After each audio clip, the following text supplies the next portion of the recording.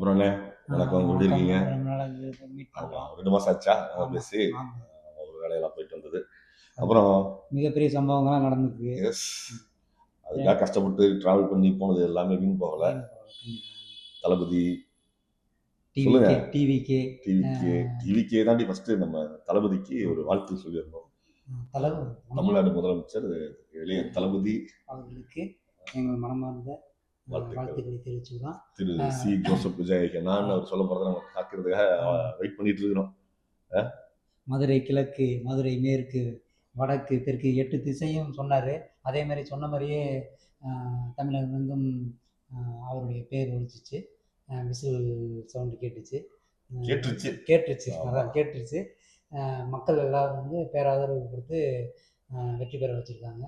So இதுவே வந்து மாற்றத்துக்கான ஒரு இதுதான். மாற்றம், பெரிய மாற்றத்தை நிகழ்த்தி பெரிய ட்ரெண்ட் செட்டா மாறி இருக்காரு. நம்ம தமிழ்நாடு மட்டும் இல்லாமல் இந்தியா ஃபுல்லாக, வேர்ல்டு ஃபுல்லாகவே கவனிக்க வச்ச ஒரு எலெக்ஷன் இது. அதாவது கிட்டத்தட்ட நம்ம சொல்லுவாங்கள்ல, எம்ஜிஆருக்கு அப்புறம் வந்து அப்படின்னு எம்ஜிஆரையும் பீட் பண்ணி ஒரு பெருசாக ஜெயிச்சிருக்காரு அப்படிங்கிறது வந்து பெரும் மகிழ்ச்சியாக இருக்குது. இந்த பேராதரவு கொடுத்த பெண்களை தான் சொல்லணும். ஆண்கள், பெண்கள், அவங்க தானே இளைஞர்கள் ஓட்டும் பெரியவர்களெல்லாம் குட்டீஸ் தான் வந்து கண்டிப்பா. நேற்று வந்து அந்த எலெக்ஷன் நியூஸ் போயிட்டு இருக்கையில பாத்தீங்கன்னா ஒரு சில வீடியோஸ்லாம் பார்த்தேன். அதான் அது எனக்கு தெரிஞ்ச ஒருத்தவங்க வீடியோலாம் பார்த்தேன் நான். அப்ப அந்த பாப்பாலாம் வந்து இப்போ நியூஸ் பார்க்க ஆரம்பிச்சிருக்கேன். கார்ட்டூன் பார்த்துட்டு இருக்கிறதெல்லாம் வந்து நியூஸ் சேனல் மாதிரி உட்காந்துருக்குங்க. கெட்டா விஜய்ங்குதுங்க. அதான் அந்த அளவுக்கு குட்டி குழந்தைங்க முதல்ல அந்த விஜய் படமே போட மாட்டேங்கிறாங்க. போட்டா குறைஞ்சா போயிடுவாங்க அப்படிங்கிறது அந்த குட்டி பொண்ணு. அப்புறம் நீங்க என்ன கொடுத்தாலும் வாங்கிக்குவோம், ஆனா நாங்க ஓட்டு விஜய்க்கு தான் போடுவோம்னு சொன்ன பெண்கள். ஒரு பொண்ணு ஷேர் பண்ணுச்சுன்னா கிட்டத்தட்ட லட்சக்கணக்கான பேர் லைக் பண்ணுவாங்க. லைக் பண்றவங்க யாரு? அது பிடிச்சிருக்குன்னு லைக் பண்ணுவாங்க.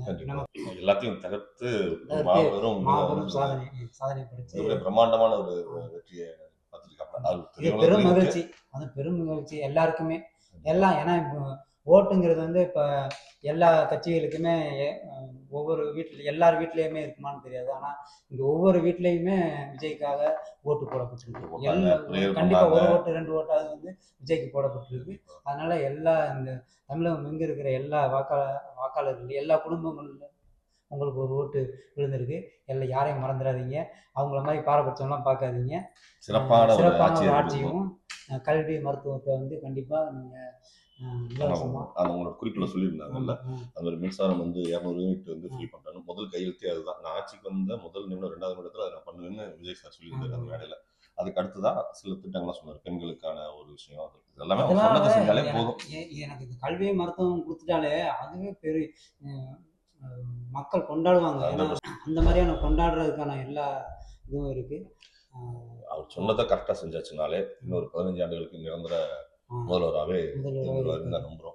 அப்புறம் பிரபலங்கிறது என்ன தெரியுமா?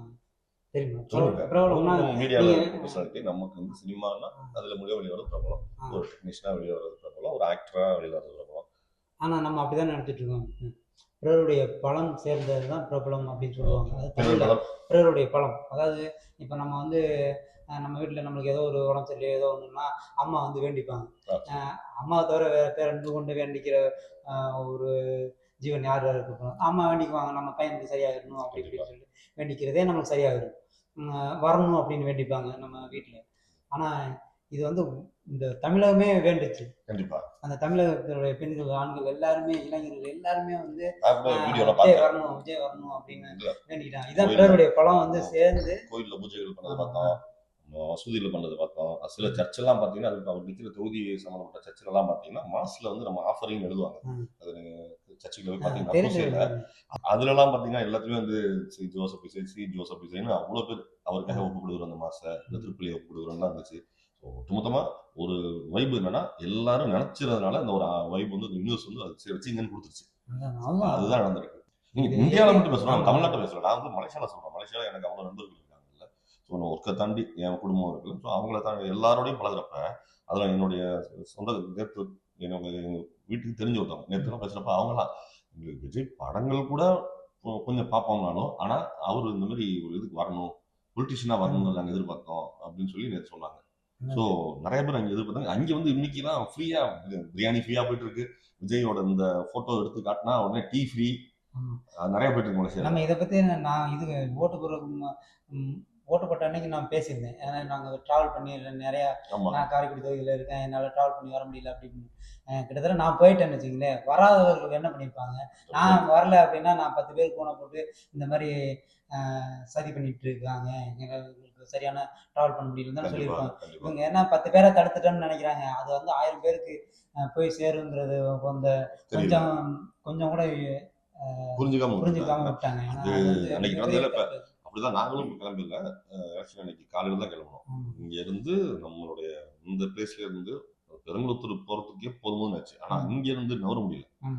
பெருங்குளத்தூர்ல இருந்து கிளம்பாக்கம் போறதுக்கான மேப்பு 2.5 hours 3 hours போகுது. 3 மணி நேரம் டிராஃபிக் காட்டுது. என்னன்னு கேட்டா ஒண்ணும் இல்லை, சும்மா பஸ் நிக்குது, இடையில ஒரு கண்டெய்னர் நிக்குது. நான் வீடியோலாம் எடுத்திருக்கோம். அதை தாண்டி நாங்க வந்து மெயின் ரோட்லயே போகல. பெருங்குளத்தூர் ஒட்டி வடலூர் ஜூ ஒட்டி உள்ள லெஃப்ட் எடுத்து மெல்புரத்தூர் கிட்ட வந்து வெளியில வந்தோம்.